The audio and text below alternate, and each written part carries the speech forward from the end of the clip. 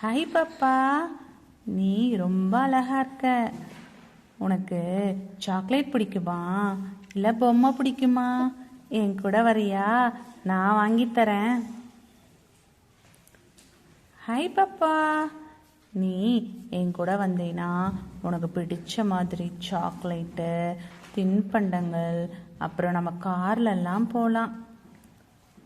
என் கூட வா பாப்பா, நான் உன்னை பைக்கில் கூட்டிகிட்டு போகிறேன், காரில் கூட்டிகிட்டு போகிறேன், பீச்சுக்கு போகலாம், பார்க்குக்கு போகலாம்.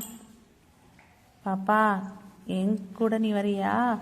நான் உனக்கு ஸ்பெஷலாக பாடம் சொல்லித்தரேன், நல்ல மார்க் வாங்கலாம்.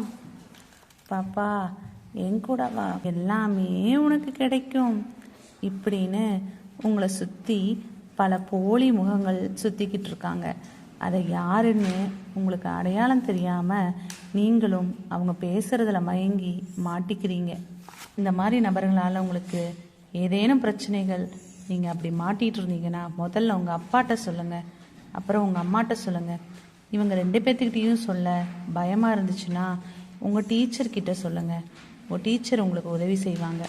அது மட்டும் இல்லை, பள்ளியில் மாணவர் மனசு பெட்டின்னு ஒன்று இருக்கும். அதில் எழுதி போட்டிங்கன்னா உங்கள் பிரச்சனைகளை உங்கள் ஆசிரியர் அதை எடுத்து பார்த்துட்டு உங்களுக்கு கண்டிப்பாக உதவி செய்வாங்க.